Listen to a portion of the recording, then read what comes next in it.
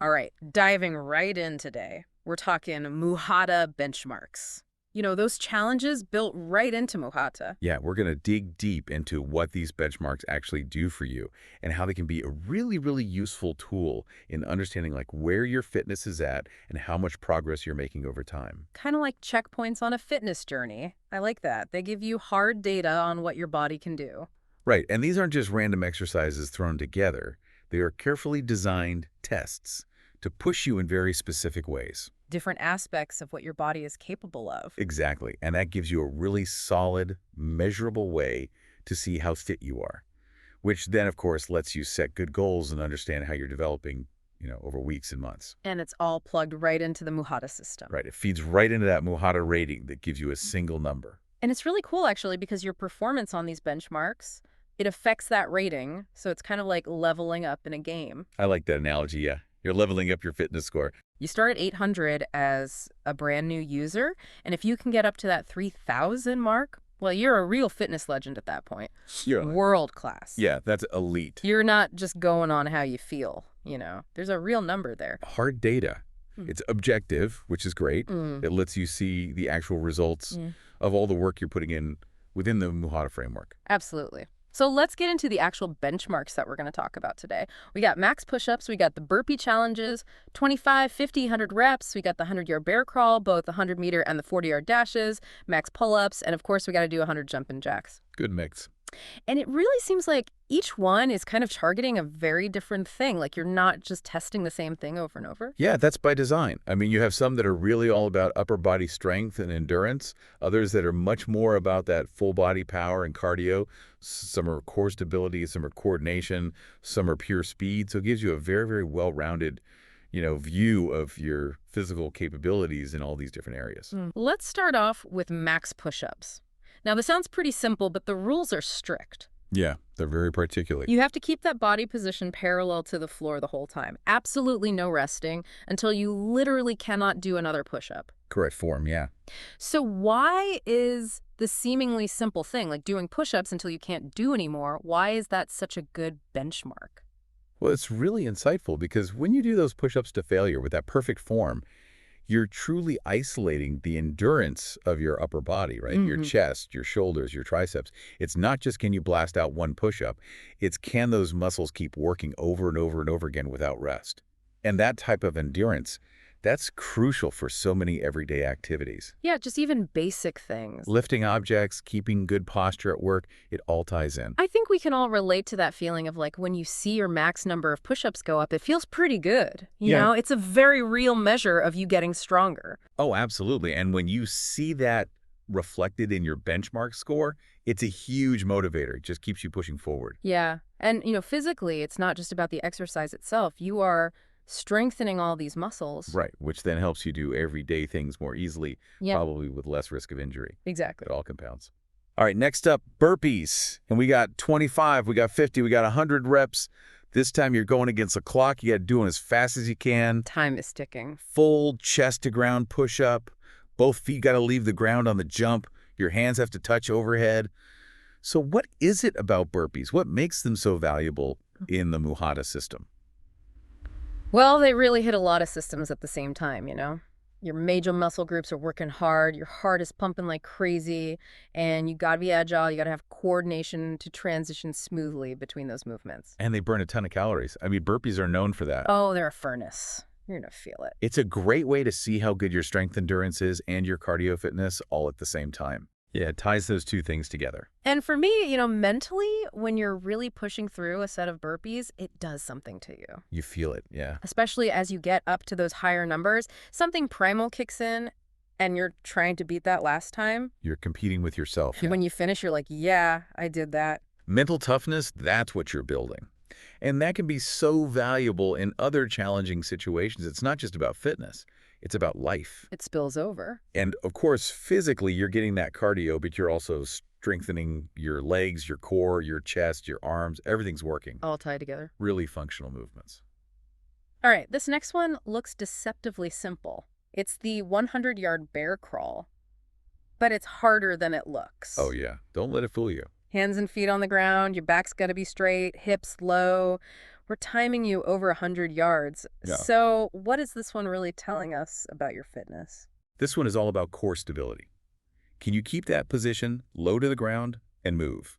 It requires a ton of strength in those core muscles. And it's a great test of shoulder endurance, too. Oh, yeah. Your shoulders are working the whole time. And it's a low-impact exercise, so even if you have some joint issues, you can still do it. And you're using muscles you probably don't use a lot in everyday life. Right, and it must really improve your body awareness, right? Oh, yeah, Yeah. you're very aware of where you are in space. You got to think about it. I can imagine the mental toughness it takes to keep that perfect form all the way for 100 yards. Mm. You got to dig deep. It's a grind, it's a challenge, but when you finish, you feel fantastic. Oh. Really in control of your body. And like we said, it's low impact, so it's a great option for a lot of people. Nice. Okay, now for speed. The 100-meter dash and the 40-yard dash, full-on sprint as fast as you can. Unleash the beast. And we're timing you, obviously. So what's the real difference between these two sprints? Why are they both important benchmarks? So the 40-yard dash, that's a great measure of pure acceleration. How fast can you get going right away? It's important for a lot of sports where that initial burst is everything. But the 100-meter dash, you got to have great acceleration too, but you also have to hit your top speed and hold it for longer. So the 40 is all about power right out of the gate. The 100 is about power and speed endurance. Both are really good ways to see how efficient your body is at producing force, how well your nerves and your muscles are working together. It's fun, too. There's something really exhilarating about just running as fast as you can. It's a great mood booster. Oh yeah, it's primal. You're tapping into that inner speed demon. Oh, And physically, these sprints help build those fast-twitch muscle fibers that you need for any kind of explosive movement. Plus, it's good for your reaction time and even your metabolism. All right, back to upper body, but this time it's pulling, not pushing. Max pull-ups. Again, strict form is key. Absolutely. Got to be clean. Overhand grip, start from a dead hang. Your chin has to go over the bar every time. No kipping, no swinging. Your strength. So why are strict pull-ups such a big deal? Well, it's considered like the gold standard for testing upper body pulling strength, specifically your back and your biceps. And the strict form, that's what makes it real. Yeah. You're not using momentum, it's all you, lifting your entire body weight with those muscles. And a good number of strict pull-ups, that shows real relative strength, how strong you are for your size. And every rep feels like a victory, you know? Oh yeah, it's a battle won. You Oh, feel yeah. that mental strength building, the discipline, the sense of accomplishment. And of course, having a strong back and strong biceps, that's good for your posture, helps prevent injuries, all that good stuff. All very practical benefits, yep. All right, last one, 100 jumping jacks. Sounds easy, but keeping good form throughout can actually be pretty tiring. Yeah, it sneaks up on you. Arms straight up overhead, elbows above your eyes, hands touching, feet wider than shoulder width. And of course, we're timing you. Got to keep that pace up. So what's the value of this one? Jumping jacks. They're great for getting your heart rate up quickly. It's a good way to assess your overall cardio fitness and your coordination because you got to keep those arms and legs moving together for 100 reps. That takes stamina. It takes control. And I always feel more energized after a set of jumping jacks, more alert, more coordinated. Yeah, it gets the blood flowing, wakes you up, both mentally and physically.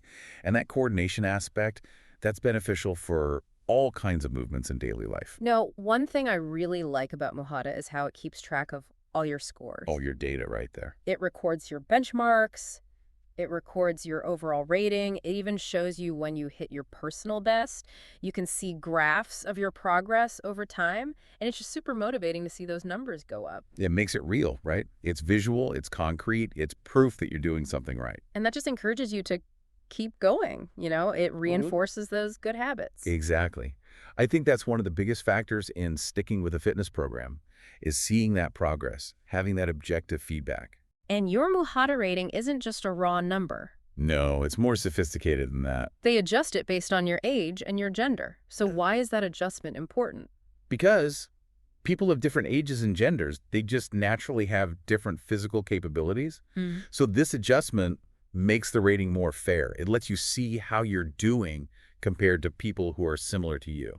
So you're not comparing apples to oranges. Right. It keeps it in context. It's about your own journey, your own achievements. Now, how often should somebody actually do these benchmarks? I mean, I'm assuming you can't just do them every day and jack up your score. You can't game the system. The Sure. system is smart. You know, they want you to show real progress, sustained effort over time. So doing a benchmark about once every 30 days is a good rule of thumb. That gives you enough time to train, to recover, to make real gains. So you're not just measuring daily fluctuations, you're measuring actual improvement. Right, and the system takes that elapsed time into account, so it encourages a more sustainable approach to fitness. Slow and steady wins the race. So how do these benchmarks fit into the bigger picture of Muhata? I mean, you got the regular Muhata breaks, you got the custom log workouts. How do those things actually help you do well on the benchmarks? You can think of those regular workouts as the A foundation. building block. They're the practice. You're building strength, endurance, coordination, all the things you need to perform well on those benchmarks. Fueling your next victory. Exactly. You're preparing your body and your mind to really excel when you decide to test yourself. So it's a back and forth, right? You train, you test, you see how you did, and then you adjust your training. Constant improvement, always pushing a little further. And it's not just physical, right? Yeah. I mean, the mental aspect of this, pushing your limits, it's got to have some benefit beyond just the benchmarks themselves. Oh, absolutely. It's about building resilience, that mental toughness. When you're exhausted, but you keep going, when you hit a new personal best, that builds a belief in yourself that you can carry into other areas of your life. You learn that you're capable of more than you thought. It's powerful stuff. And that self-efficacy, that translates into everything you do. So for anybody listening who's thinking, all right, I want to try these benchmarks, how do they actually find them? It's really easy. It's all right there in the Muhata app, And on the website? muhata.org, yeah. You can see all the benchmarks listed out, and each one has a little button that says View Rules. And it's really important to read those rules. Oh, absolutely. You got to know the proper form. You got to stay safe. So to sum up, Muhata benchmarks, they're more than just tests, right? They're a roadmap. They're a way to see yourself more clearly, to track your progress, to unlock your full potential. And to just feel good about yourself. Oh, absolutely. Feeling healthier, feeling stronger. That's a great feeling. So if you're listening, we encourage you to open up that Muhata app, check out the benchmarks, see what catches your eye. Maybe there's one that scares you a little bit. Maybe that's the one you should try. Yeah, step outside that comfort zone, see what you're really made of. Because that's how you grow. And as you're thinking about it, just consider this. Pushing your physical limits, it's not just about getting stronger. It's about building that mental resilience that can help you in every aspect of your life. And Muhata, it gives you the structure and the tools to do it safely and effectively. That's a good note to end on. So until next time, keep pushing those limits. We'll see you back here on the deep dive. All right. See you next time.